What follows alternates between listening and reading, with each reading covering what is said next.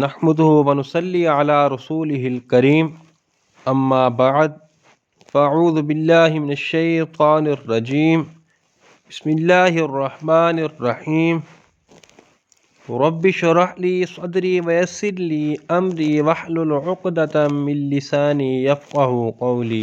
شروع کرتا ہوں اللہ کے نام سے جو بخشنے والا بڑا مہربان ہے۔ السلام علیکم۔ آج ہم بیان کرتے ہیں حضور اکرم صلی اللہ علیہ وآلہ وسلم کی زندگی مبارک۔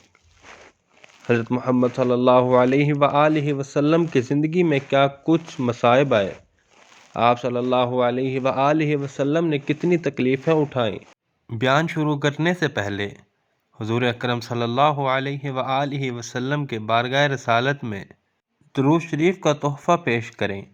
اللہم صلی علی محمد وعلی آل محمد کما صلیت علی ابراہیم وعلی آل ابراہیم انک حمید مجید۔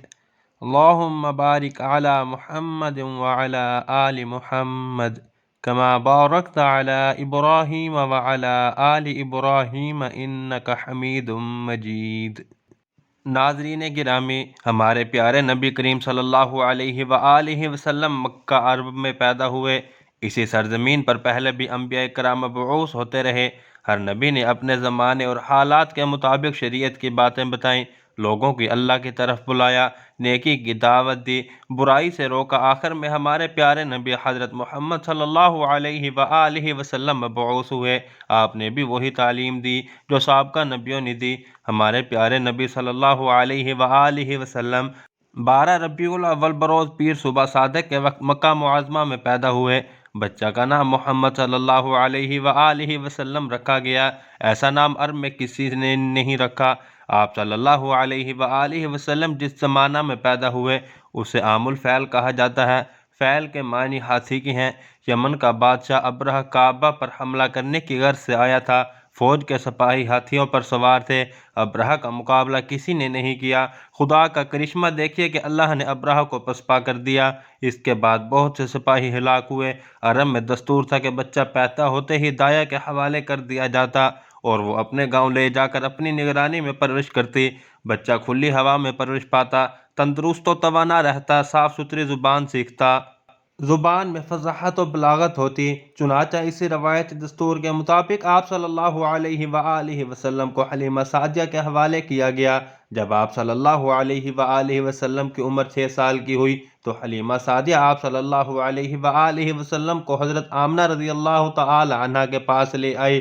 کچھ عرصہ بعد حضرت آمنہ رضی اللہ تعالی عنہ کا انتقال ہو گیا۔ ماں کی شفقت سے محروم ہونے کے بعد آپ صلی اللہ علیہ وآلہ وسلم کے دادا عبد المطلب نے پرورش کی، ذمہ داری سنبھال لی۔ عبد المطلب آپ صلی اللہ علیہ وآلہ وسلم کو پیار محبت کے ساتھ پرورش کرتے رہے۔ 2 سال کے بعد ان کی وفات ہو گئی تو آپ صلی اللہ علیہ وآلہ وسلم کے چچا ابو طالب نے آپ صلی اللہ علیہ وآلہ وسلم کو لے لیا۔ ہر طرح سے آپ صلی اللہ علیہ وآلہ وسلم کا خیال رکھا اور آپ صلی اللہ علیہ وآلہ وسلم کی نگرانی کرتے رہے۔ جب آپ صلی اللہ علیہ وآلہ وسلم کچھ سمجھدار ہوئے تو تجارتی سفر میں ابو طالب کے ساتھ جاتے تھے۔ آپ صلی اللہ علیہ وآلہ وسلم بکریاں بھی چراتے تھے، اپنے چچا کے گلوں کی رکھوالی بھی کرتے اور چرانے کے لیے جنگل لے جاتے۔ آپ صلی اللہ علیہ وآلہ وسلم نے اپنے چچا ابو طالب کے ہمراہ کئی تجارتی سفر کیے، خرید و فروخت کے طریقے سیکھے۔ سفر کے دوران بہت سے لوگوں سے ملاقات ہوئی، ان سے بات چیت کرنے کا موقع ملا۔ آپ صلی اللہ علیہ وآلہ وسلم اکثر ملک شام جایا کرتے تھے۔ مکہ میں ایک خاتون رہتی تھی، نام ختیجہ تھا۔ عورت تو تھیں لیکن باصلاحیت تھیں، وہ بھی تجارت کرتی تھیں اور اپنا مال شام بھیجتی تھیں۔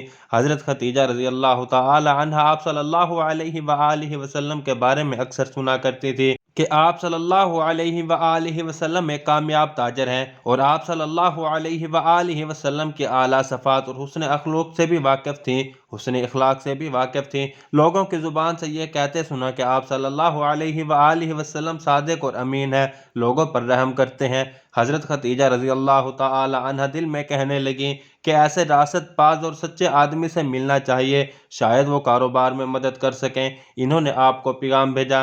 حضور اکرم صلی اللہ علیہ وآلہ وسلم حضرت خدیجہ رضی اللہ تعالی عنہ کے گھر پہنچے۔ حضرت خدیجہ رضی اللہ تعالی عنہ نے حضور اکرم صلی اللہ علیہ وآلہ وسلم سے عرض کیا کہ آپ صلی اللہ علیہ وآلہ وسلم تجارتی مال لے کر فروخت کریں۔ مجھے آپ صلی اللہ علیہ وآلہ وسلم جیسے شخص کی ضرورت ہے۔ حضور اکرم صلی اللہ علیہ وآلہ وسلم نے اس پیشکش کو منظور کر لیا، چنانچہ تجارت کا مال لے کر شام جانے کے لیے تیار ہو گئے۔ حضرت خدیجہ رضی اللہ تعالی عنہ نے اپنے غلام میسرہ کو آپ صلی اللہ علیہ وآلہ وسلم کی خدمت کے لیے ہمراہ کر دیا۔ قافلہ روانہ ہوا۔ آپ صلی اللہ علیہ وآلہ وسلم ملک شام کی طرف جا رہے تھے تو راستہ میں بصرہ کے قریب ایک یہودی عالم ہی رہتا تھا۔ آپ صلی اللہ علیہ وآلہ وسلم اس کے قریب سے گزرے، کچھ دیر دستانے کے لیے ایک درخت کے سایہ میں بیٹھ گئے۔ ربی نے آپ صلی اللہ علیہ وآلہ وسلم کو خوب غور سے دیکھنا شروع کیا اور میسرہ کو اشارے سے اپنے پاس بلا بھیجا۔ یہ تمہارے ساتھ کون ہے؟ اس نے کہا کہ اس شخص کا تعلق قبیلہ قریش سے ہے۔ ربی نے کہا، خدا کی قسم اس درخت کے سایہ تلے سوائے نبی کے کوئی نہیں بیٹھتا۔ کاش میں اس وقت تک زندہ رہتا جب اس شخص کو نبوت ملتی۔ شام کے سفر سے واپس لوٹے، مال فروخت کرنے کے بعد جو رقم حاصل کی آپ صلی اللہ علیہ وآلہ وسلم نے حضرت خدیجہ رضی اللہ تعالی عنہ کے حوالے کی۔ حضرت خدیجہ رضی اللہ تعالی عنہ نے میسرہ سے سفر میں پیش آنے والے حالات دریافت کیے اور آپ صلی اللہ علیہ وآلہ وسلم کے بارے میں بھی پوچھا۔ میسرہ نے سفر کے دوران پیش آنے والے واقعات اور آپ صلی اللہ علیہ وآلہ وسلم کے صالح کردار کے بارے میں سب کچھ تفصیل سے بتا دیا۔ میسرہ نے جو باتیں بتائیں اس سے آپ رضی اللہ تعالی عنہ بہت متاثر ہوئیں اور حضور صلی اللہ علیہ وآلہ وسلم کی زوجیت میں آنے کے لیے آپ صلی اللہ علیہ وآلہ وسلم سے نکاح کی درخواست کی۔ ان حضرت صلی اللہ علیہ وآلہ وسلم نے پیشکش منظور کر لی۔ آپ صلی اللہ علیہ وآلہ وسلم کی عمر مبارک 25 سال تھی اور حضرت خدیجہ رضی اللہ تعالی عنہ کی عمر مبارک 40 سال تھی۔ 15 سال کا فرق تھا، نکاح ہو گیا۔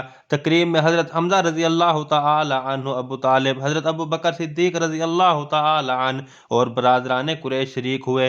حضور صلی اللہ علیہ وآلہ وسلم نے مہر میں 20 اونٹ دیے۔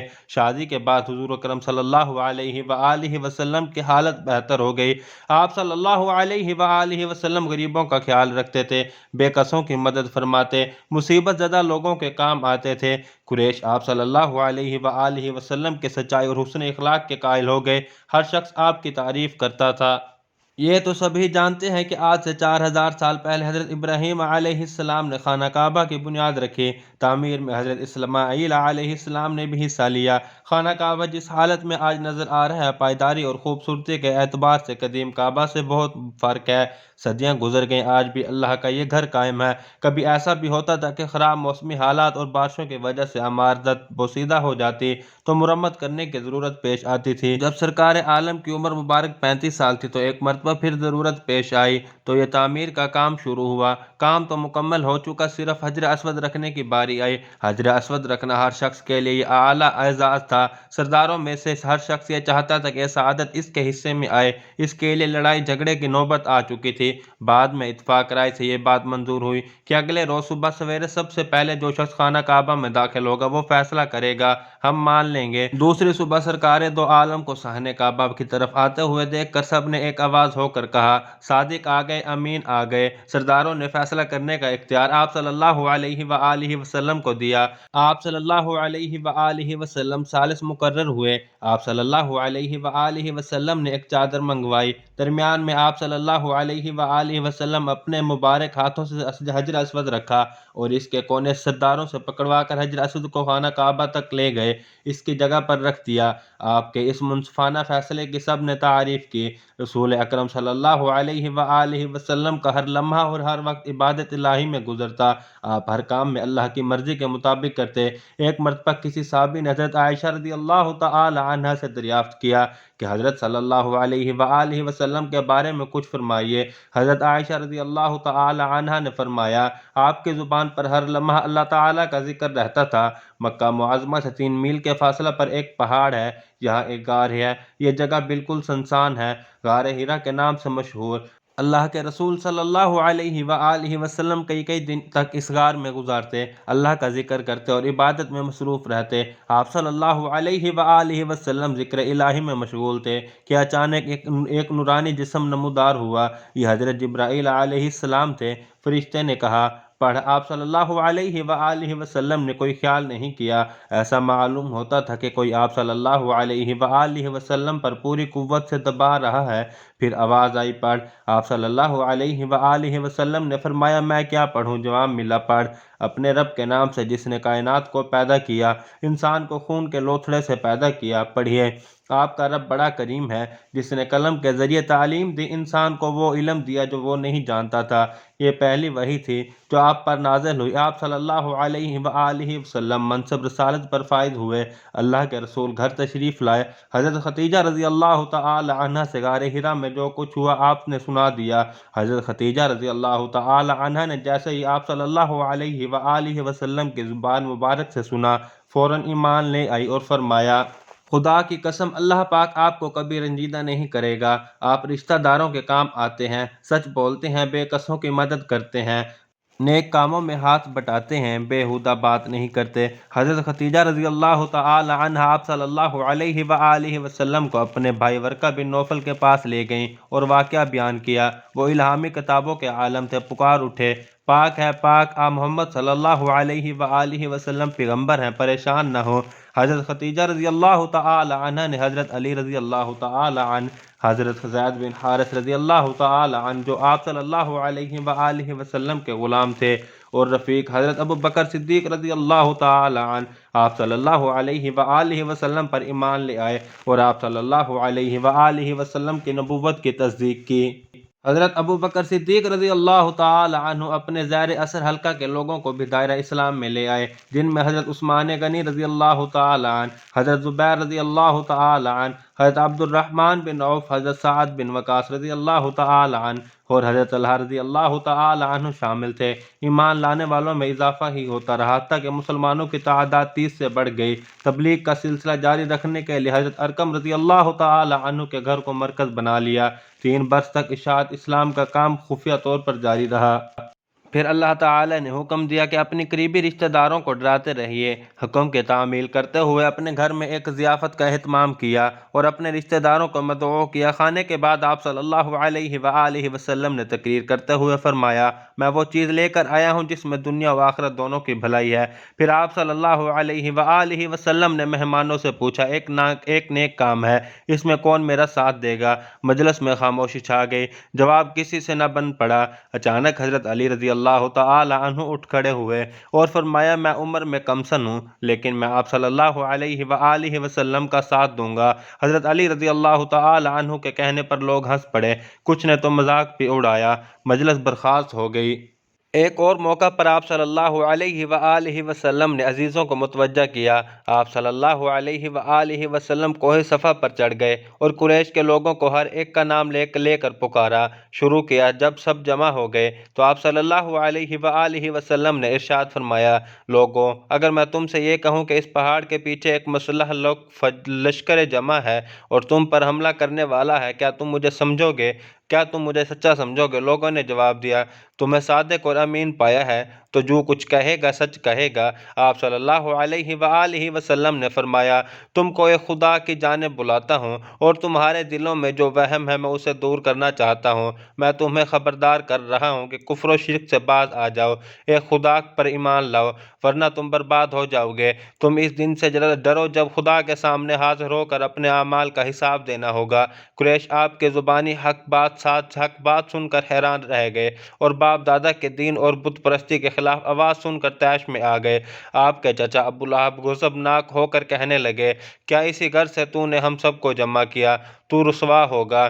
آپ نے جتنی بھی باتیں بتائیں اس پر کسی نے توجہ نہ دی۔ جب آپ صلی اللہ علیہ وآلہ وسلم نے بتوں اور بت پرستی کے خلاف بولنا شروع کیا تو آپ صلی اللہ علیہ وآلہ وسلم کے دشمن ہو گئے۔ ایک دن رسول اکرم صلی اللہ علیہ وآلہ وسلم کعبہ میں بیٹھے ہوئے تھے۔ کچھ فاصلے پر آپ صلی اللہ علیہ وآلہ وسلم کے مخالفین بھی بیٹھے ہوئے تھے، ان میں شامل عتبہ بن ربیعہ بھی تھا۔ وہ رسول اکرم صلی اللہ علیہ وآلہ وسلم کے قریب آیا اور کہا، اے میرے بھائی کے بیٹے، ہم اپنے باپ دادا کے طریقے پر ہیں، تم نے ہمارے درمیان پھوٹ ڈال دی، گھروں میں جھگڑے پیدا ہو گئے، ایک شرط پر تمہاری خواہش پوری کرنے کے لیے تیار ہیں، وہ شرط یہ ہے کہ ہمارے باپ دادا کے دین کو برا نہ کہو، ہمارے معبودوں کو برا نہ کہو، جو کچھ مانگو گے ہم دینے کے لیے تیار ہیں، جتنی دولت مانگو گے ہم دیں گے، بادشاہ بننا پسند کرو گے تو بادشاہ بنائیں گے، ہر کام میں تمہاری مرضی ہوگی، بغیر تمہاری مرضی کے کوئی کام نہیں کریں گے۔ اس کے جواب میں آپ صلی اللہ علیہ وآلہ وسلم نے قرآن کریم کی تلاوت کی۔ میں بھی تمہاری طرح ایک انسان ہوں، مگر مجھ پر وحی آئی ہے کہ تمہارا معبود ایک خدا ہے، اس لیے اس کی طرف رجوع کرو اور اسی سے معافی مانگو، اور افسوس ہے مشرکوں پر جو خیرات نہیں دیتے، آخرت پر ایمان نہیں رکھتے، البتہ وہ لوگ جو ایمان لائے اور نیک عمل کیے ان کے لیے بہت بڑا اجر ہے جو کبھی ختم نہ ہوگا۔ آپ صلی اللہ علیہ وآلہ وسلم نے عتبہ سے فرمایا، اے عتبہ تم سن چکے ہو، اب جو راستہ تمہیں بہتر ہو وہ اختیار کرو۔ آپ صلی اللہ علیہ وآلہ وسلم ہر جگہ جاتے اور لوگوں کو دین کی دعوت دیتے۔ ایک مرتبہ حج کے دوران رحمت عالم صلی اللہ علیہ وآلہ وسلم حضرت ابو بکر صدیق رضی اللہ تعالی عنہ کے ہمراہ معمول کے مطابق تبلیغ حق کے لیے مینا تشریف لے گئے، جہاں عرب کے کونے کونے سے زائرین آئے ہوئے تھے۔ دعوت توحید دیتے ہوئے ایسی مجلس میں پہنچے جو بڑی باعظمت اور باوقار تھی۔ چند معزز اور ذی وجاہت اشخاص بات چیت میں مصروف تھے۔ حضرت ابو بکر صدیق رضی اللہ تعالی عنہ آگے بڑھ کر سلام کیا، ان سے پوچھا، اے بیت اللہ کے مہمانوں، تم کس قبیلہ سے تعلق رکھتے ہو؟ جواب ملا، ہم شیبان بن ثعلبہ کی اولاد ہیں، ہم فارس کے پڑوسی ہیں اور کسریٰ کے زیر اثر ہیں۔ حضرت ابو بکر صدیق رضی اللہ تعالی عنہ اس قبیلہ سے واقف تھے، ان سب کو پہچان گئے۔ حضور صلی اللہ علیہ وآلہ وسلم کی خدمت میں عرض کیا، یا رسول اللہ، میرے ماں باپ آپ پر قربان۔ آپ صلی اللہ علیہ وآلہ وسلم اجازت دیں تو میں ان سے بات کروں۔ حضور صلی اللہ علیہ وآلہ وسلم نے اجازت دے دی۔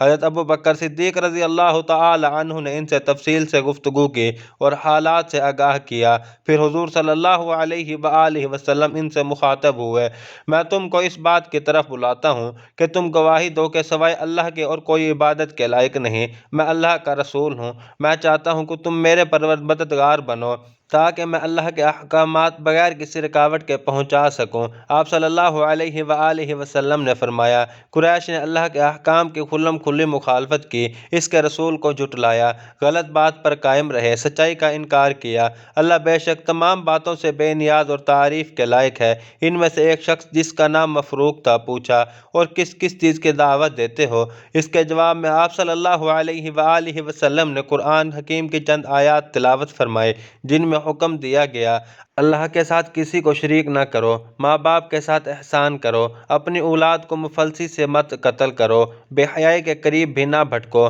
خواہ وہ پوشیدہ ہو یا ظاہر، جن کا خون اللہ نے حرام کیا ان کو ناحق قتل مت کرو، یتیم کے مال کو ہاتھ نہ لگاؤ، ناپ تول انصاف کے ساتھ کیا کرو، اور جب تم بات کرو تو انصاف کرو۔ مفروق قرآن کریم کی آیت سن کر بول اٹھا، اے قریشی بھائی، تم نے سنایا کتنا پیارا کلام ہے جو دل میں اترتا چلا گیا، یقیناً ایسا کلام زمین والوں کا نہیں ہو سکتا، خدا کی قسم جو کچھ تم کہتے ہو میں اس میں بھلائی ہی بھلائی ہے، جن لوگوں نے تمہیں جھٹلایا وہ تمہارے ساتھ زیادتی کی ہے۔ رسول اللہ صلی اللہ علیہ وآلہ وسلم اپنی قوم کو راہ راست پر لانے اور برائی سے روکنے کے لیے تبلیغ کرتے رہے۔ کفار قریش تو پہلے ہی دشمن بن چکے تھے اور کئی بار ابو طالب کے پاس شکایت لے کر گئے، پھر ایک مرتبہ ابو طالب کے پاس آئے اور ان سے کہا، اے ابو طالب، آپ سن رسیدہ بزرگ ہیں، ہم سب آپ کی قدر کرتے ہیں، ہم نے آپ سے پہلے بھی کہا تھا کہ آپ اپنے بھتیجے کو منع کریں، وہ ہمارے معبودوں کے خلاف باتیں کرتے ہیں، اب ہم برداشت نہیں کر سکتے، آپ انہیں ایسا کرنے سے باز رکھیں یا ان پر سے دست شفقت اٹھا لیں، ان کی مدد نہ کریں۔ ابو طالب نے رسول اکرم صلی اللہ علیہ وآلہ وسلم کو بلا بھیجا، آپ تشریف لائے تو ان سے کہا، میرے بھتیجے، تمہاری قوم کے لوگ میرے پاس آئے تھے، تمہارے بارے میں بہت کچھ کہہ رہے تھے، ذرا میری جان کا بھی خیال کرو اور اپنی جان کا بھی، مجھ پر اتنا بوجھ نہ ڈالو کہ میں نہ اٹھا سکوں۔ رسول اکرم صلی اللہ علیہ وآلہ وسلم نے فرمایا، کوئی میرے داہنے ہاتھ میں سورج اور بائیں ہاتھ میں چاند رکھ دے اور مجھ سے کہے کہ میں اس کام سے باز آ جاؤں، میں ایسا نہیں کروں گا، خواہ اس کے لیے میری جان چلی جائے۔ پھر آپ صلی اللہ علیہ وآلہ وسلم کے آنکھوں سے آنسو جاری ہو گئے۔ یہ دیکھ کر ابو طالب نے کہا، جو تمہارا دل چاہے کرو، جس طرح چاہے تبلیغ کرو، تم کو کسی کے حوالے نہیں کروں گا۔ پھر آپ کو اللہ کی طرف سے حکم ہوا کہ خاندان والوں کے انکار سے مایوس نہ ہو، مکہ کے آس پاس بھی لوگ رہتے ہیں، ان کے پاس جائیں اور دین کی دعوت دیں۔ اور اسی طرح ہم نے تم پر عربی زبان میں قرآن نازل کیا تاکہ گمراہوں کو خوف دلاؤ، یعنی اے پیغمبر اب آپ شہر مکہ کے آس پاس رہنے والوں کو اللہ کا پیغام پہنچاؤ۔ چنانچہ پیغام ملتے ہی آپ طائف کی طرف تشریف لے گئے۔ وہاں ثقیف کے ذمہ داران لوگوں سے ملاقات کی اور دین حق کی دعوت دی۔ طائف میں بھی آپ صلی اللہ علیہ وآلہ وسلم کے مخالفین تھے، وہ نہیں چاہتے تھے کہ آپ صلی اللہ علیہ وآلہ وسلم وہاں دین کی باتیں بتائیں۔ انہوں نے وہاں کے اوباش اور آوارہ لڑکوں کو ورگلا دیا کہ بےہودگی سے پیش آئیں۔ چنانچہ شریر لڑکوں نے آپ صلی اللہ علیہ وآلہ وسلم کے جسم عطر کو مار مار کر لہولہان کر دیا۔ آپ صلی اللہ علیہ وآلہ وسلم کے ہمراہ حضرت زید رضی اللہ تعالی عنہ بھی تھے۔ انہوں نے عرض کیا، یا رسول اللہ، ان لوگوں کے لیے بد دعا کیجیے تاکہ اللہ ان پر اپنا غضب نازل کرے، وہ تباہ ہو جائیں۔ اسی وقت ایک فرشتہ حاضر ہوا اور کہنے لگا کہ آپ صلی اللہ علیہ وآلہ وسلم حکم دیں تو میں دونوں پہاڑوں کو جو مکہ اور طائف کے درمیان ہیں ملا دوں تاکہ یہ نافرمان پس کر رہ جائیں۔ یہ سن کر آپ صلی اللہ علیہ وآلہ وسلم نے فرمایا، میں ان پر لعنت کرنے کے لیے نہیں، ان پر رحمت بنا کر بھیجا گیا ہوں۔ گمراہ لوگوں نے آپ صلی اللہ علیہ وآلہ وسلم کو ستایا، لیکن آپ نے ان کے لیے بد دعا نہیں، دعا فرمائی، اے اللہ میری قوم کے لوگوں کو ہدایت دے کیونکہ یہ نادان ہے۔ ایک مرتبہ آپ صلی اللہ علیہ وآلہ وسلم کعبہ میں نماز پڑھ رہے تھے کہ عقبہ بن معیط آیا اور گردن میں چادر ڈال کر بل دینے لگا، جس سے آپ صلی اللہ علیہ وآلہ وسلم گر پڑے، اور ایک موقع پر اس نے اونٹوں کی اوجڑی سجدے کی حالت میں آپ کے دونوں شانوں کے درمیان رکھ دی اور کہہ کے لگانے لگا۔ حضرت فاطمہ رضی اللہ تعالی عنہ کو خبر ہوئی تو دوڑی ہوئی آئیں اور اسے ہٹایا۔ اسی طرح آپ کے نام لیووں پر بھی ہر طرح کے مظالم ڈھائے جاتے، انہیں انگاروں پر لٹا دیتے، صرف اسی پر اکتفا نہیں کرتے بلکہ اس وقت تک لٹائے رکھتے جب تک ان کی چربی پگھل کر انگاروں کو ٹھنڈا نہیں کر دیتی۔ ایک اور سزا کا طریقہ یہ تھا کہ تپتی زمین پر لٹا کر چھاتی پر بھاری پتھر رکھ کر لوہا آگ میں تپا کر جسم کو داغا جاتا تھا۔ جب کفار مکہ نے ایمان والوں کا جینا دو بھر کر دیا تو حضور صلی اللہ علیہ وآلہ وسلم نے اپنے ساتھیوں سے فرمایا، حبشہ چلے جاؤ، وہاں کا بادشاہ انصاف پسند ہے، وہ کسی پر ظلم نہیں کرتا، نہ ظلم پسند کرتا۔ اس سرزمین پر اس وقت تک رہو جب تک اللہ تمہاری مصیبت رفع کرنے کی کوئی صورت پیدا نہ کر دے۔ اللہ کے نبی کے مشورہ پر 15 آدمی حبشہ گئے۔ کفار قریش خاموش نہ رہے۔ قریش نے فیصلہ کیا کہ مسلمانوں کو حبشہ سے نکلوا دیا جائے۔ چنانچہ اس مقصد کو پورا کرنے کے لیے ایک وفد شکایت لے کر حبشہ پہنچا اور شاہ نجاشی سے ملا۔ وفد نے شاہ سے کہا کہ باغیوں کو ہمارے حوالے کر دے تاکہ ہم انہیں سزا دے سکیں۔ شاہ نے ان سے پوچھا، ان کا کیا قصور ہے؟ کفار نے بتایا کہ ان نے باپ دادا کے مذہب کو چھوڑ کر نیا مذہب اپنایا ہے، یہ سب سے بڑا جرم۔ شاہ نجاشی نے مسلمانوں کو دربار میں حاضر کیا، حقیقت حال تفصیل سے پوچھا۔ مسلمانوں کی طرف سے حضرت جعفر طیار رضی اللہ تعالی عنہ نے فرمایا، ہم سب گناہوں میں مبتلا ہو چکے تھے، زمین اور آسمان کے پیدا کرنے والے خدا کو چھوڑ کر بے شمار خدا بنا رکھے تھے، یعنی بتوں کی پوجا کرتے، پڑوسیوں پر ظلم کرتے تھے، جو طاقتور سے کمزوروں پر ظلم ڈھاتے اور انہیں خوف زدہ کرتے، لوٹ مار کرتے، یہاں تک کہ ہم میں ایک شخص پیدا ہوا جس کی گواہی دوست اور دشمن سبھی دیتے۔ قوم نے اس کو محمد الامین کا لقب دیا۔ اس نے ہم کو حق کی طرف بلایا، توحید کا سبق سکھایا۔ اس نے ہمیں سچ بولنے، پڑوسیوں اور کمزوروں کے ساتھ حسن سلوک سے پیش آنے کے لیے کہا، قتل کرنے کو جرم ٹھہرایا، جھوٹ بولنے اور یتیم کا مال کھانے کے عذاب سے ڈرایا، نماز قائم کرو کرنے، زکوٰۃ دینے کی نصیحت کی۔ ان کی سچائی پر ہم سب ایمان لے آئے اور تمام برے کاموں کو چھوڑ دیا، جس پر ہماری قوم ہماری جان کی دشمن بن گئی۔ ہماری قوم چاہتی ہے کہ ہم سیدھے راستہ پر نہ چلیں بلکہ برائی کی طرف لوٹ آئیں۔ شاہ نجاشی نے حضرت جعفر طیار رضی اللہ تعالی عنہ کی صداقت بھری تقریر سن کر ان کو ان کے ساتھیوں کو دشمن کے حوالے کرنے سے انکار کر دیا اور کہا، اللہ تعالیٰ کا جو کلام تمہارے پیغمبر پر نازل ہوا اس کا کچھ حصہ سناؤ۔ حضرت جعفر طیار رضی اللہ تعالی عنہ نے سورہ مریم کی چند آیاتیں پڑھیں جن میں حضرت عیسیٰ علیہ السلام کے پیدا ہونے اور ان کی زندگی کے واقعات کا ذکر ہے۔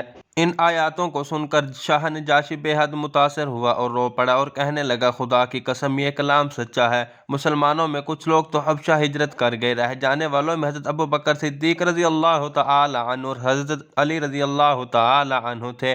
مسلمانوں کو پکڑ کر لانے کے لیے جو وفد حبشہ گیا تھا وہ ناکام واپس آ گیا۔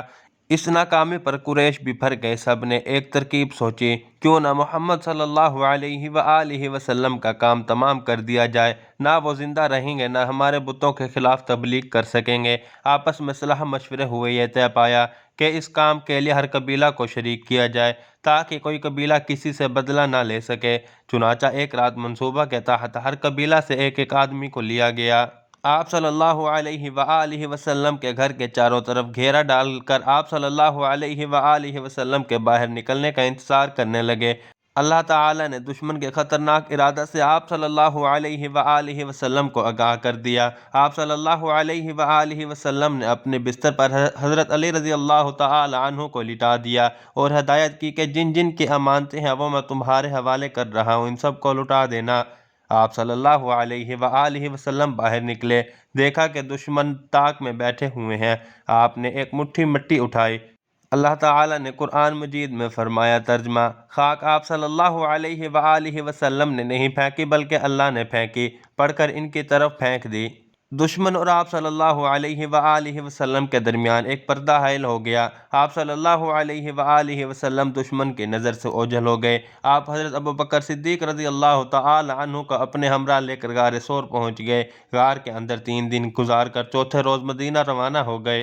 مکہ چھوڑنے کے دوران آپ صلی اللہ علیہ وآلہ وسلم بہت رنجیدہ ہوئے۔ اس پر وحی نازل ہوئی، بے شک جس خدا نے آپ کے لیے قرآن پر عمل اور اس کی تبلیغ کو فرض قرار دیا، وہ آپ کو اور آپ کے وطن میں پھر پہنچا دے گا۔ اور آپ صلی اللہ علیہ وآلہ وسلم فرما دیجئے، میرا رب خوب جانتا ہے کہ اللہ کی طرف سے کون سچا دین لے کر آیا اور کون صریح گمراہی میں۔ مدینہ جاتے ہوئے مقام قباء میں ٹھہرے اور یہیں ایک مسجد تعمیر کی۔ قباء سے آپ صلی اللہ علیہ وآلہ وسلم یثرب پہنچے۔ دراصل مدینہ کا قدیم نام یثرب تھا۔ جب آپ شہر کے اندر داخل ہوئے تو وہاں کے باشندوں نے آپ کا شاندار استقبال کیا۔ لوگ گھروں کی چھتوں سے آپ کا نظارہ کرنے لگے۔ لڑکیاں دف بجا کر آپ کی تعریف میں اشعار پڑھ رہی تھیں۔ ہر طرف سے آوازیں آ رہی تھی، صادق آ رہے ہیں، امین آ رہے ہیں۔ لوگوں نے یثرب کا نام مدینۃ النبی رکھا، یعنی نبی کا شہر۔ آپ صلی اللہ علیہ وآلہ وسلم اونٹنی پر بیٹھے ہوئے تھے۔ اونٹنی حضرت ابو ایوب انصاری رضی اللہ تعالی عنہ کے گھر کے سامنے ٹھہر گئی۔ آپ نے حضرت ابو ایوب انصاری کے گھر میں قیام کیا۔ مکہ سے مسلمان مدینہ آنے لگے تو حضرت صلی اللہ علیہ وآلہ وسلم نے مدینہ انصار اور مکہ کے مہاجرین کے درمیان بھائی چارہ قائم کرا دیا، یعنی ہر ایک کو دوسرے کا بھائی بنایا۔ آپ صلی اللہ علیہ وآلہ وسلم کی آمد سے پہلے مدینہ میں مختلف قبائل کے درمیان لڑائی جھگڑے ہوا کرتے تھے، خصوصاً قبیلہ اوس اور قبیلہ خزرج آپس میں سخت دشمن تھے۔ آپ کی آمد کے بعد اوس اور خزرج پرانی دشمنی بھول گئے اور آپس میں بھائی بن گئے۔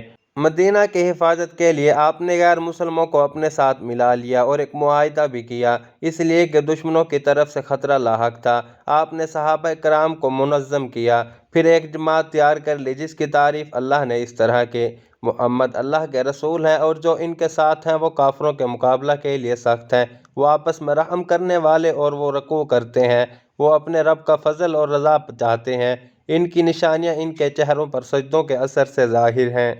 آپس میں امن و امان سے رہنے کے لیے مسلمانوں کو اور کفار قریش کے درمیان صلح حدیبیہ کے نام سے 10 سالہ معاہدہ ہوا۔ معاہدے میں اس شرط کو رکھا کہ عرب قبائل میں سے کوئی بھی قبیلہ اس بات پر آزاد ہوگا کہ وہ مسلمانوں کو طرفدار بن جائے یا کفار قریش کا ساتھ دے، اس پر کسی کو اعتراض نہ ہوگا۔ اسی شرط کے مطابق بنو بکر کفار قریش کا حلیف بن گیا اور بنو خزاعہ مسلمانوں کا ہم نوا، لیکن کفار قریش نے معاہدہ پر عمل نہیں کیا، اس نے بنو خزاعہ کے ساتھ مخالفانہ رویہ اختیار کیا۔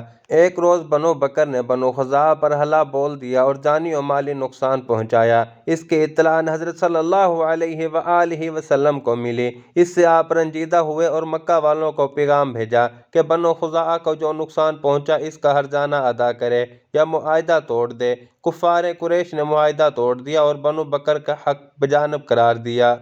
سرکار دو عالم صلی اللہ علیہ وآلہ وسلم جانصاروں کی ایک جماعت لے کر مکہ کی جانب روانہ ہوئے۔ جب مسلمان آگے بڑھتے رہے تو راستہ میں دوسرے لوگ بھی دستہ میں شامل ہوتے گئے۔ اس طرح اسلامی لشکر میں شامل ہونے والوں کی تعداد 10,000 تک پہنچ گئی۔ جب اسلامی لشکر مکہ پہنچا تو کفار قریش خوف زدہ ہو گئے۔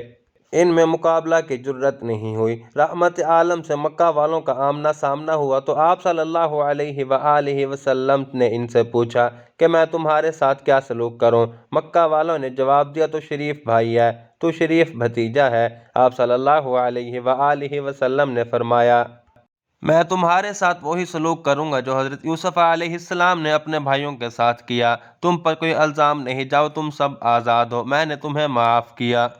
جانصار آپ صلی اللہ علیہ وآلہ وسلم کے حکم کے منتظر تھے، جو بھی حکم ملے اس پر عمل کریں، لیکن آپ صلی اللہ علیہ وآلہ وسلم نے کیا حکم دیا کہ بدلہ لو؟ نہیں، بلکہ آپ صلی اللہ علیہ وآلہ وسلم نے فرمایا جو کوئی ہتھیار پھینک دے اسے قتل نہ کیا جائے، جو کوئی خانہ کعبہ کے اندر جائے اسے کچھ نہ کہا جائے، جو کوئی ابو سفیان کے گھر میں پناہ لے اسے کچھ نہ کہا جائے، جو کوئی حکیم بن حزام کے گھر میں پناہ لے وہ محفوظ ہے، جو کوئی اپنے گھر کے اندر ہوا اسے کچھ نہ کہا جائے، بھاگ جانے والے کا پیچھا نہ کیا جائے، زخمی کو نقصان نہ پہنچایا جائے۔ پھر ان حضرت صلی اللہ علیہ وآلہ وسلم کعبہ کے اندر داخل ہوئے، حجر اسود کو بوسہ دیا، اونٹنی پر سوار ہو کر بیت اللہ کے گرد طواف کیا۔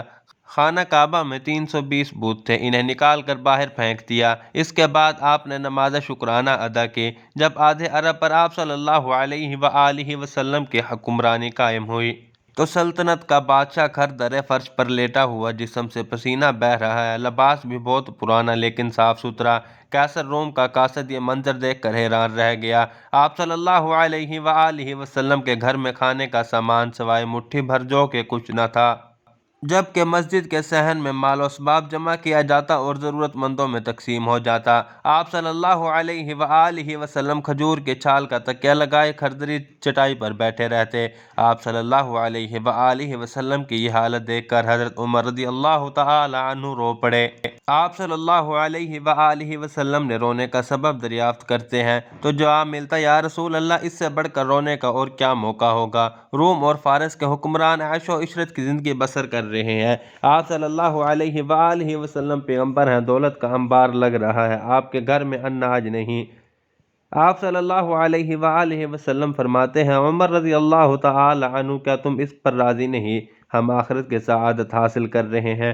صحابہ کرام رضی اللہ تعالی عنہ اجمعین نرم بستر بنانے کی درخواست کرتے تو آپ ارشاد فرماتے دنیاوی آرام و راحت سے کیا کام؟ میری مثال تو اس مسافر جیسی جو چلتے چلتے راستہ میں ذرا آرام لینے کے لیے کسی درخت کے نیچے بیٹھ گیا ہو اور کچھ دیر بعد آگے چل دیا۔ تاجدار انبیاء صلی اللہ علیہ وآلہ وسلم اپنا کام خود کرتے، جانوروں کو اپنے ہاتھوں سے چارہ ڈالتے، اونٹ باندھتے، گھر کی صفائی کرتے، بازار سے سودا سلف خرید کر لاتے، اپنا جوتا خود گھانتے، اپنے دستے مبارک سے کپڑوں میں پیوند لگاتے، چھوٹے بڑے کو سلام کرنے میں خود پہل کرتے، کوئی چھوٹے درجے کا آدمی بھی دعوت دیتا تو خوشی سے قبول فرما لیتے۔ اس لیے اللہ تعالیٰ نے قرآن کریم میں فرمایا آپ صلی اللہ علیہ وآلہ وسلم اخلاق کے ایک بلند و مقام پر فائز ہیں۔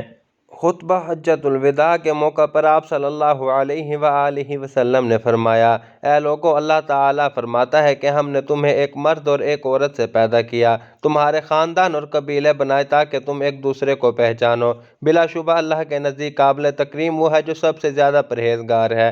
تمام تعریفیں صرف اللہ کے لیے، ہم اسی کی حمد کرتے ہیں، اس سے مدد طلب کرتے ہیں اور اپنے گناہوں کی معافی چاہتے ہیں۔ میں اعلان کرتا ہوں محمد صلی اللہ علیہ وآلہ وسلم اس کا بندہ اور رسول ہے۔ آپ صلی اللہ علیہ وآلہ وسلم نے فرمایا میرا خیال ہے آج کے بعد تم سے اس مقام پر ملاقات نہ ہو سکے گی۔ لوگوں تمہارا خون اور تمہارے مال ایک دوسرے پر حرام کر دیے گئے، تمہیں عنقریب اللہ کے سامنے حاضر ہونا ہے، خبردار میرے بعد گمراہ نہ ہو جانا۔ آپ نے فرمایا زمانہ جاہلیت کی ہر رسم کو میں اپنے قدموں تلے پامال کرتا ہوں۔ اے لوگو تمہاری جان، تمہارا مال اور تمہاری آبرو ایک دوسرے کے لیے قیامت تک اتنی ہی مقدس اور قابل احترام ہے جتنا یہ دن یوم عرفہ، یہ مہینہ ماہ ذی الحجہ اور یہ شہر مکہ۔ اے لوگو ہر مسلمان دوسرے مسلمان کا بھائی ہے، کسی مسلمان کے لیے اپنے بھائی کا مال بغیر اس کی مرضی کے لینا جائز نہیں۔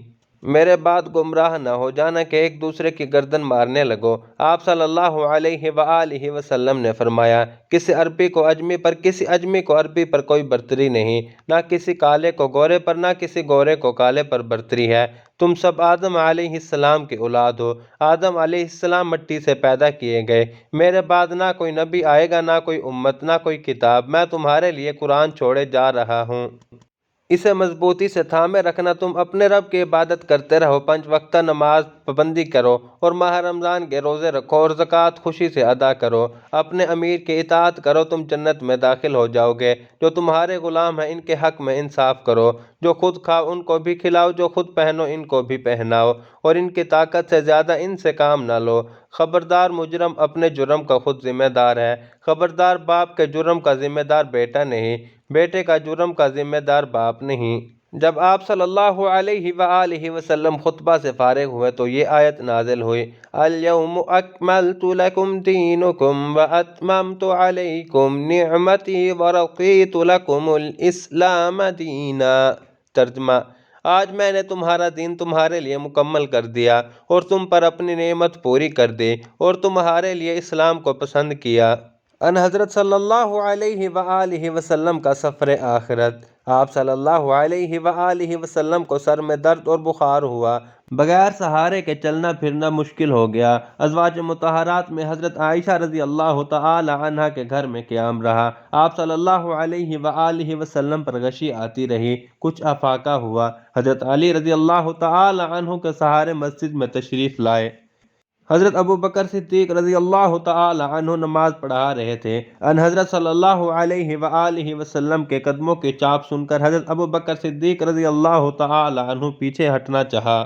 آپ صلی اللہ علیہ وآلہ وسلم نے منع فرمایا۔ آپ صلی اللہ علیہ وآلہ وسلم نے خطبہ دیا۔ آپ نے فرمایا: اللہ نے اپنے بندے کو اختیار دیا کہ وہ دنیا کی نعمتیں لے یا خدا کے پاس جو کچھ ہے اسے قبول کر لے۔ اس نے وہی قبول کیا جو خدا کے پاس ہے۔ یہ سنتے ہی حضرت ابوبکر صدیق رضی اللہ تعالی عنہ داڑھیں مار مار کر رونے لگے۔ انہیں رونے سے منع فرمایا اور فرمایا: میں تمام لوگوں میں سب سے بڑھ کر حضرت ابوبکر صدیق رضی اللہ تعالی عنہ کے مال اور رفاقت کا ممنون ہوں۔ میں سب کا احسان اتار چکا ہوں، ابوبکر کا بدلہ خدا ہی دے سکتا ہے۔ پھر فرمایا: تم سے پہلے لوگ انبیاء اور صالحین کی قبروں کو عبادت گاہ بنا لیتے تھے، خبردار تم قبروں کو عبادت گاہ نہ بنانا۔ اسی خطبہ میں آپ نے فرمایا: اے عباس رضی اللہ تعالی عنہ، میں خدا کے ہاں تمہارے کچھ کام نہ آ سکوں گا۔ اے صفیہ رضی اللہ تعالی عنہ، اے فاطمہ رضی اللہ تعالی عنہ، مجھ سے دنیا میں جو کچھ چاہو مانگ لو، لیکن یاد رکھو میں خدا کے ہاں تمہاری کوئی مدد نہیں کر سکتا۔ اگر اللہ کا قرب حاصل کرنا ہے تو اسی کی عبادت کرو۔ اس کے بعد حجرہ میں تشریف لے گئے۔ بیماری کا زور تھا۔ آپ نے حضرت عائشہ رضی اللہ تعالی عنہا سے پوچھا: کچھ اشرفیاں تھیں، وہ کہاں ہیں؟ حضرت عائشہ رضی اللہ تعالی عنہا نے فرمایا: میرے پاس۔ آپ نے فرمایا: جاؤ انہیں خیرات کر دو۔ آپ صلی اللہ علیہ وآلہ وسلم کی زندگی کی آخری رات تھی۔ گھر کے چراغ میں تیل بھی نہ تھا۔ ام المؤمنین حضرت عائشہ رضی اللہ تعالی عنہا نے خادمہ سے کہا: جاؤ کہیں سے تیل لے کر آؤ۔ پیر کا دن تھا، سحر پیر کا وقت تھا۔ حضرت عائشہ رضی اللہ تعالی عنہا کے حجرہ میں رحلت فرمائی۔